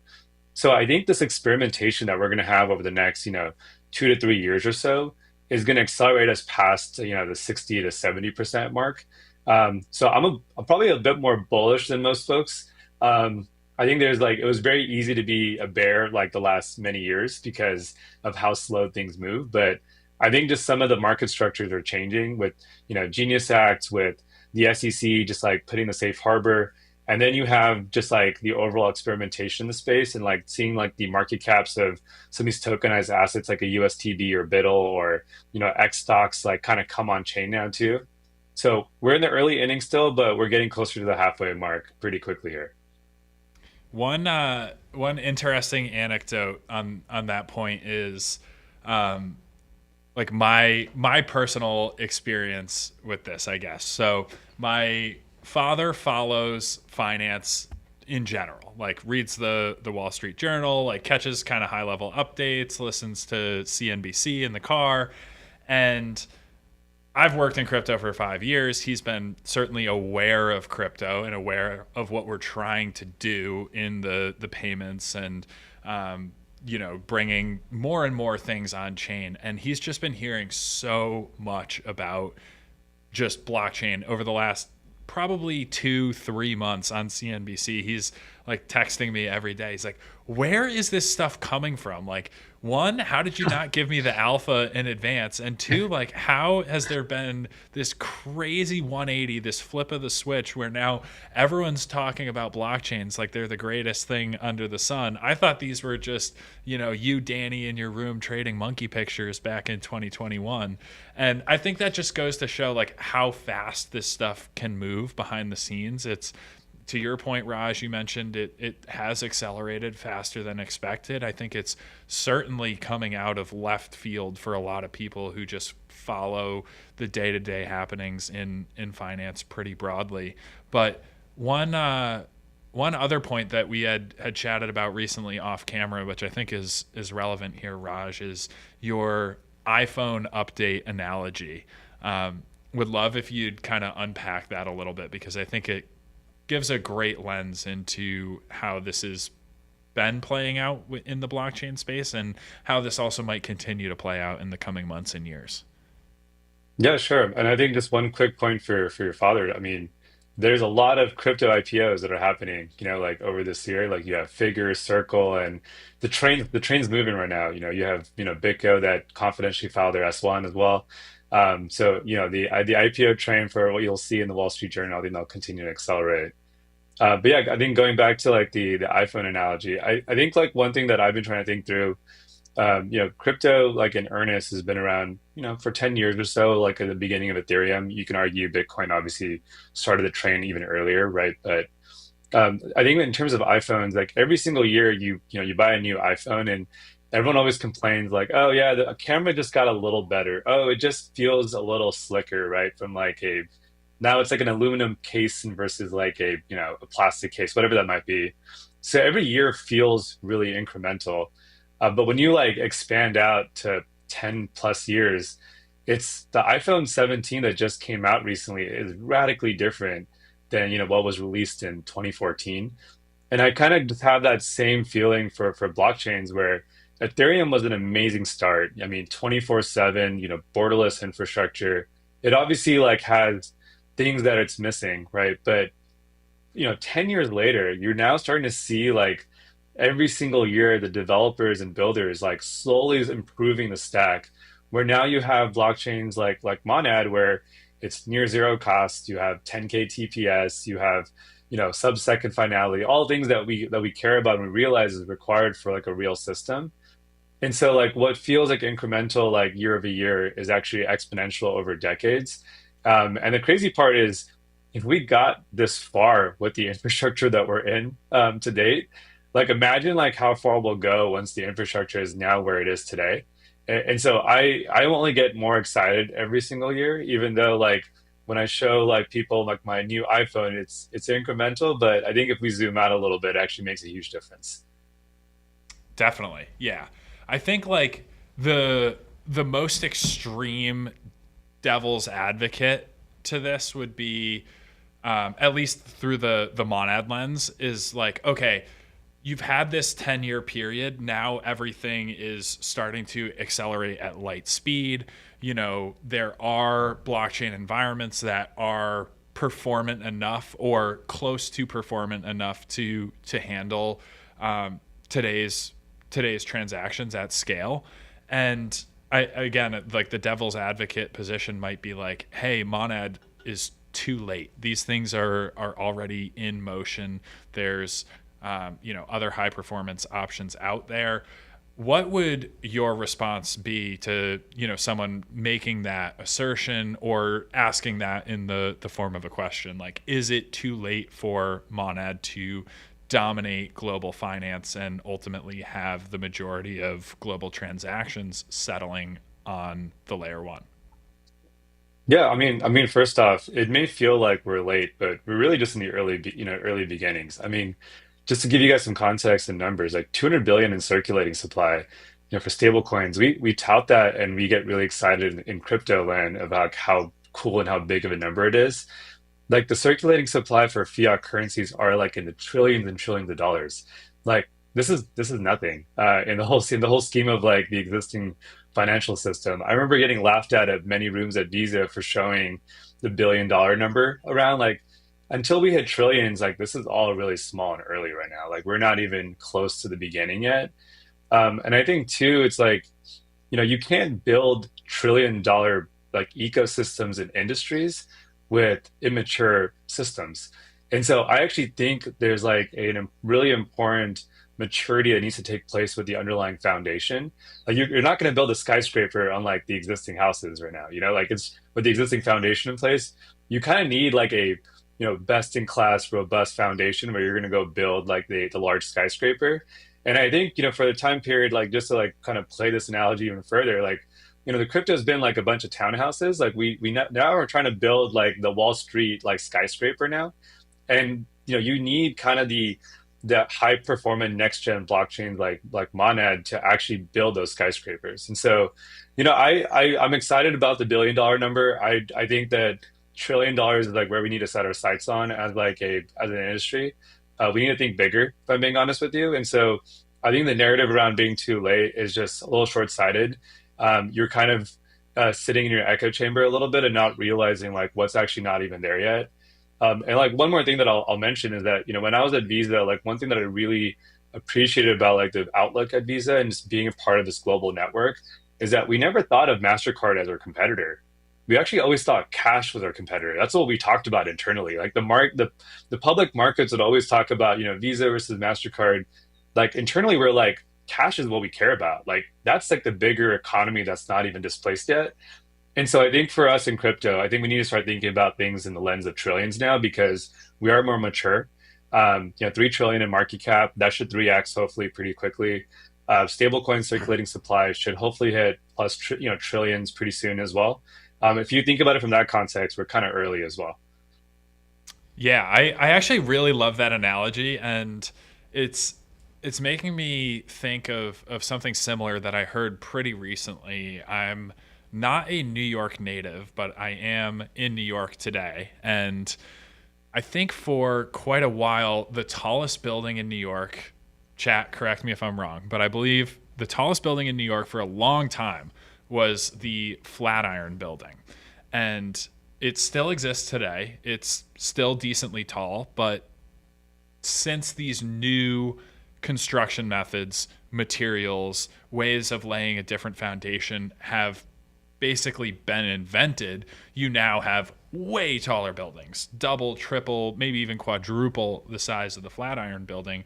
And that is a product of reinventing that foundation, figuring out ways to build these things at a scale that nobody else thought was previously possible. So maybe just a little addition to your analogy. But I like that a lot. And you, Raj, have really had a lot of different experiences in the crypto meets TradFi space, coming from Visa, founding Portal, and now at Monad Foundation. It's pretty clear where your bet has been placed, and would love to hear from you yourself. What is it about Monad that essentially has you staking your career on this particular EVM L1 ultimately eating the world of finance? Yeah, I mean, I think during the Visa days, first off, like we built stablecoin settlement over Ethereum, like mainnet. This was 5, 6 years ago at this point now, and it was really clear like this can't be it. Like it was almost embarrassing to go up and talk to someone in the treasury team to be like, yeah, the gas fee for this transaction is going to be like $10, $20, and they were just like, what? Like, I thought this was supposed to be more efficient than Swift and like what we're paying, like the existing payment systems. And that's when I was like scratching my head. I'm like, okay, well, this technology is borderless and 24/7. It's not ready for prime time yet.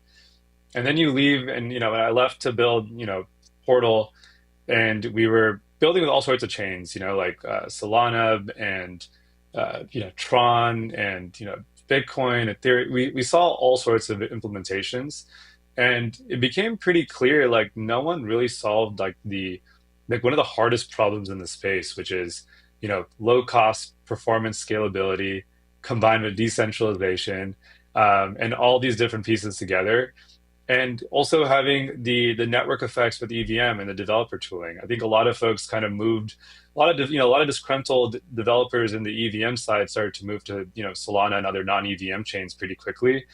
And if you go down the Tron world, there's like very little developer tooling in that world. Like, I'm sorry, like Tron folks, but it's really hard to build in that ecosystem. Like, there's not much out there. And so you kind of come back, I kind of took a full circle moment where I was like, man, these other systems outside of EVM are just really hard to build with. There's very little out there what we can use.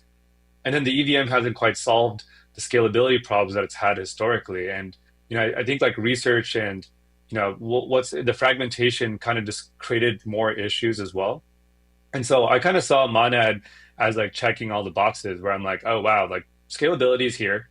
You have near zero costs in terms of transaction fees.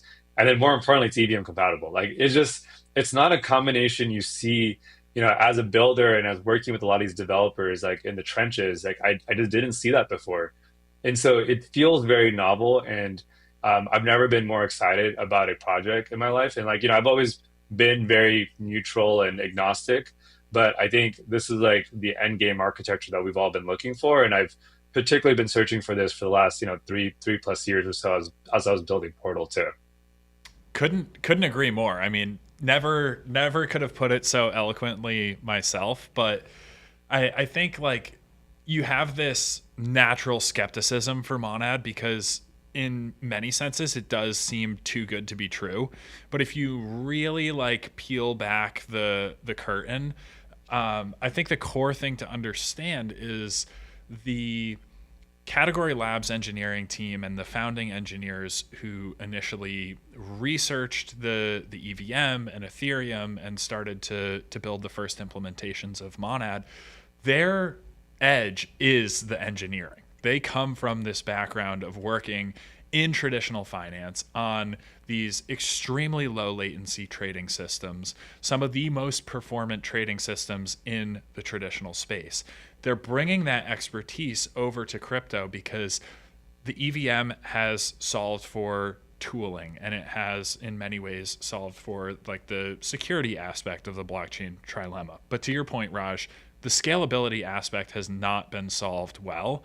And that kind of is this missing puzzle piece. And so to bring that expertise, particularly on the performance engineering and optimization side of things, totally opens up the floodgates for this net new primitive to exist. And that is Monad. And I think, for people who have followed Monad over the past couple of years, that's probably the number one thing to understand when you look at what is going to differentiate Monad from other EVM environments out there. It's like this thing has been deeply, deeply researched. The people building it have the right expertise, the right background, the right know-how to understand 5-10 years down the line what is actually going to be important as the world continues to come on chain. And that's one of the things that's always excited me about Monad and the contributors behind it as well.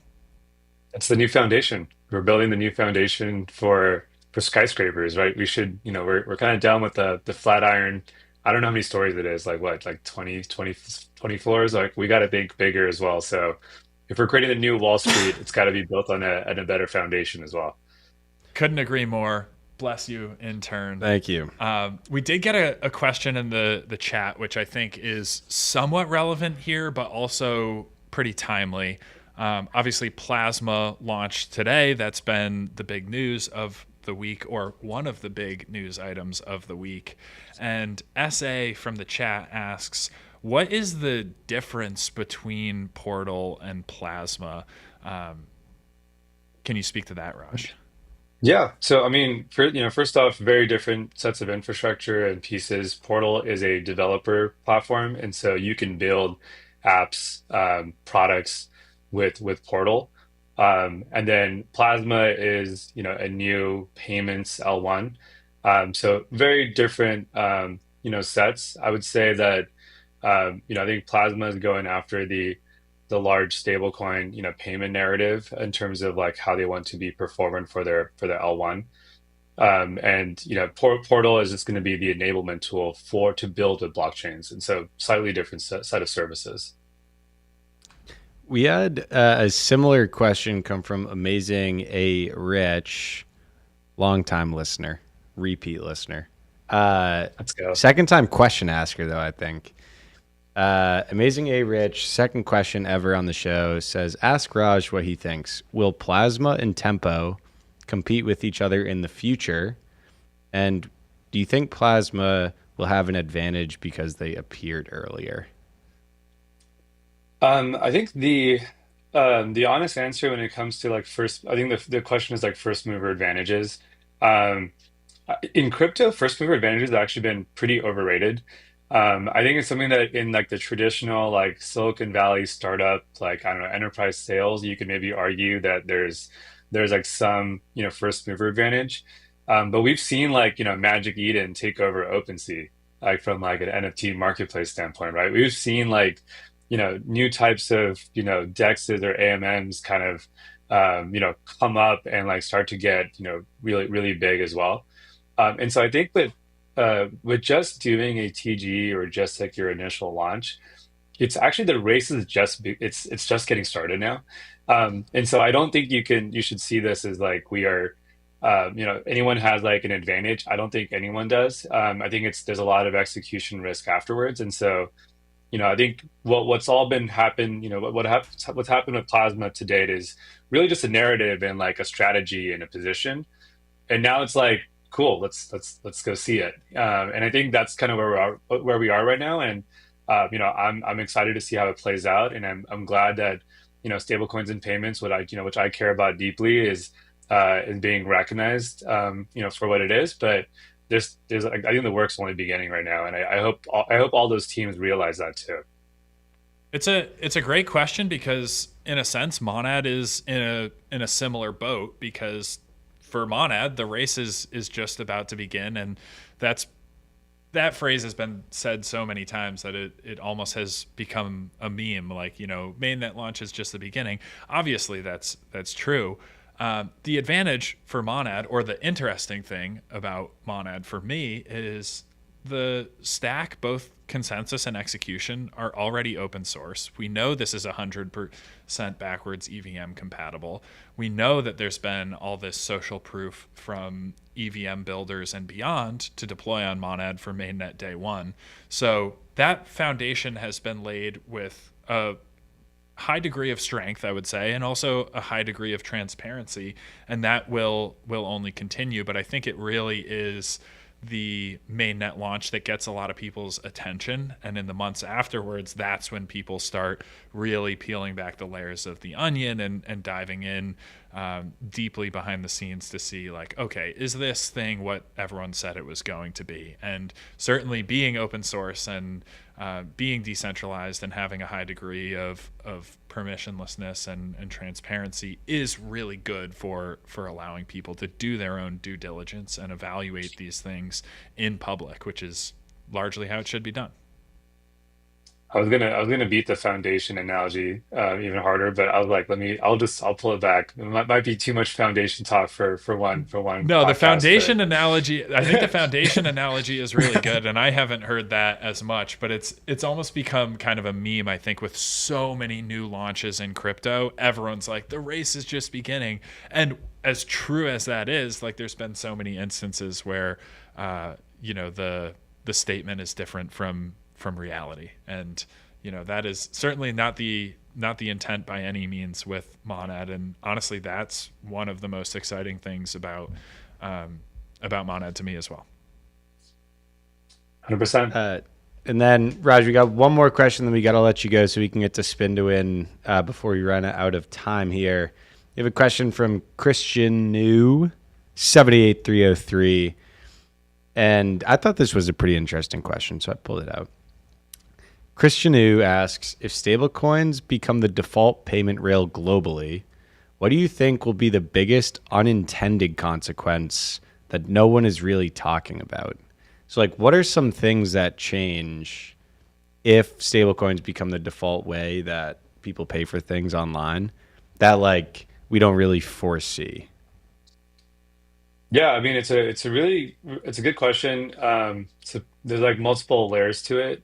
I think the first layer is that, Swift as we know it is likely broken and dead, which changes the entire way that banks, move money between each other.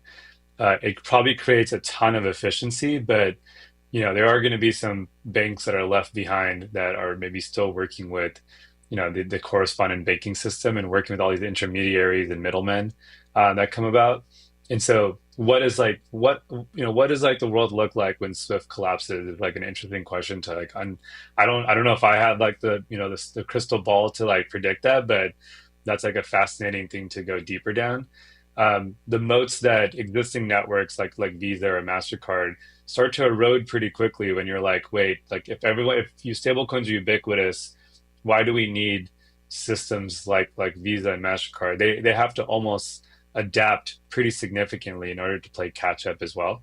And so you're starting to see if that world takes place, we're seeing the collapse of existing networks that we've been using as users and institutions for decades, not even centuries at this point, like with Western Union starting in 1851 as an example. So it's a hard question to answer, but what I will say is that existing networks will collapse, new networks will form, and ultimately, if it drives more efficiency, security, and I think this more benefits for users and institutions. I think we're headed in the right direction.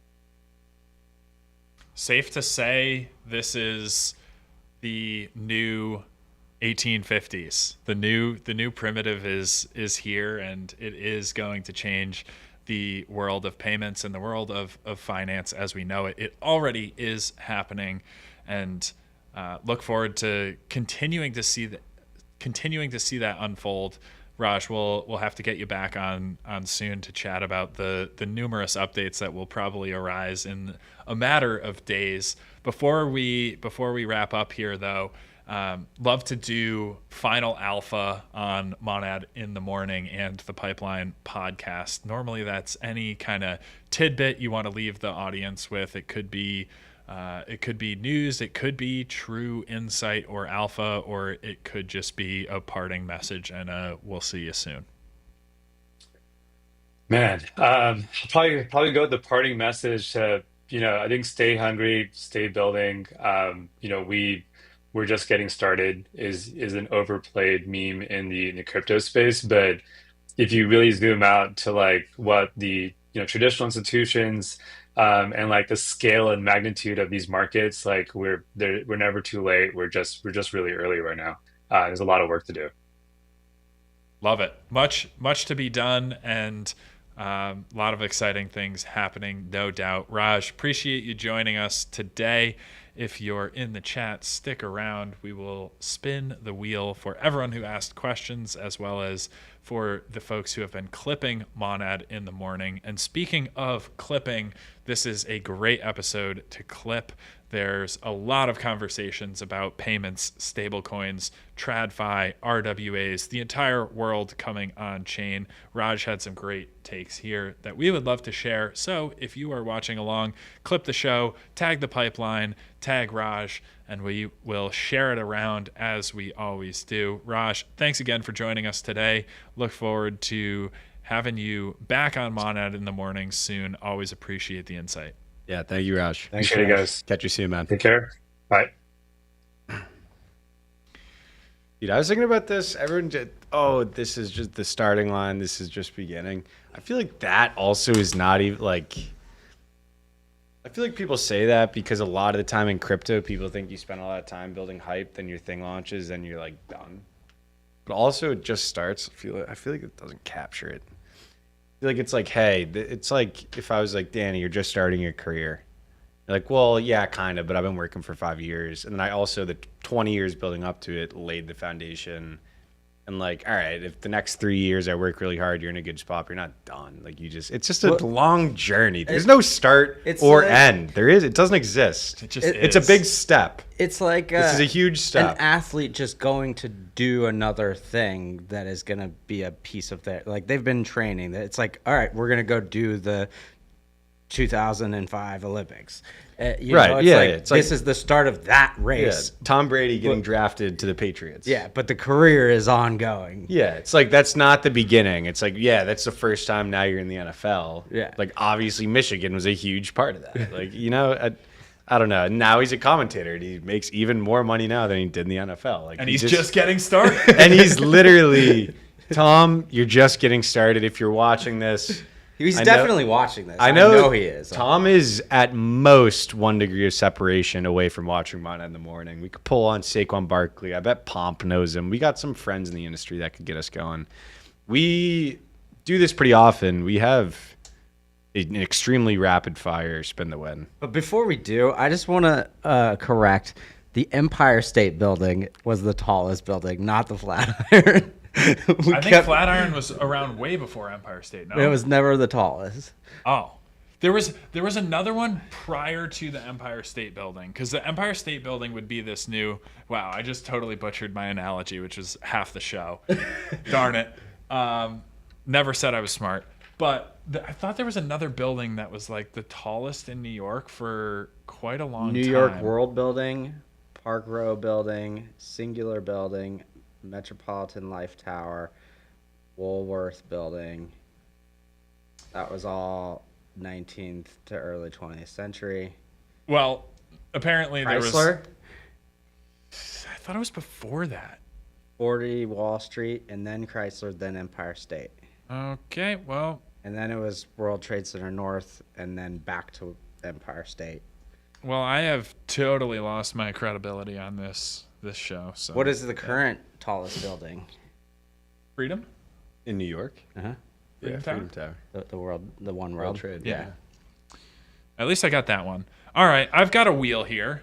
We've got people to spin for. Before we get into it, there's an interesting dynamic that's been playing out with the wheel spin, and that is we have a lot of epic super fans, and our super fans ask great questions. They get a lot of spins, but the prizes, we're a little pigeonholed. They don't change too much on a week-over-week basis.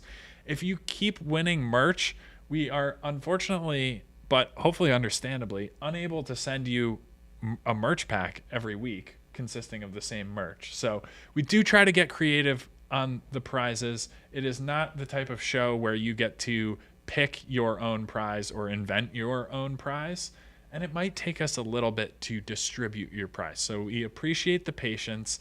It is a little bit of a random spin of the wheel. You might get something good, you might get something mid, you might get something awful like a block from main account, but the wheel is the law. I don't make the rules. Please reiterate how you claim your Yes, because I keep getting DMs, and that's if not you part of the win rules. a prize, If you you will. DM Jessup, you may receive the death penalty. Don't mess this up. It could not be more straightforward. Danny, tell him how straightforward it is. If you win a prize, it is very straightforward. You DM at Savant, SSSAVANTTT on Twitter. You DM at Savant on Twitter. He is a very busy man. He edited that epic video that we played at the intermission, the recap from the founder residency. So it sometimes takes a little bit to distribute the prizes. You do not need to DM him every hour or every day. He will get to you as soon as possible. We do have a lot of prizes to distribute, and sometimes it takes a good amount of time. So we appreciate you all tuning in. We appreciate the amazing questions and the support in the chat. No hard feelings. We get to the prizes as soon as we possibly can. And make sure you're following Savant. And yes, make sure you're following Savant because he is absolutely cooking. OG member of the Monad community. He was the earliest pipeline clipper, and now he works full-time on the Monad Foundation media team. Shout out Savant, absolute legend, and the distributor of the prizes. Up first for the wheel today, we have HRISX69 asked a great question of the Drake team. What do we got? Pipeline VIP role. That's a good role to have. The VIP role is on Twitch. That is the only pipeline role you can get these days. So pretty cool. SA asked a good question of Raj. What is the difference between Portal and Plasma? Turns out they are very different things, but they also live in the payment stablecoin sphere. So good question, very timely question. This spin is for SA.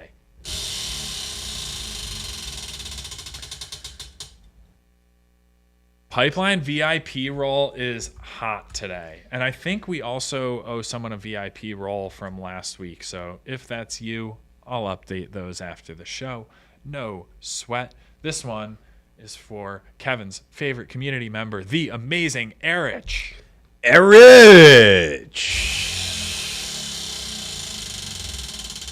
That was a good spin. Monad hat. Monad hat. Amazing hat for the amazing Erich. Love it. Also, another power question asker, Cristiano7873, has probably asked a question on the show every week. We get a lot of questions from Cristiano, and we appreciate the good questions, doing the work for the people. Let's hit it.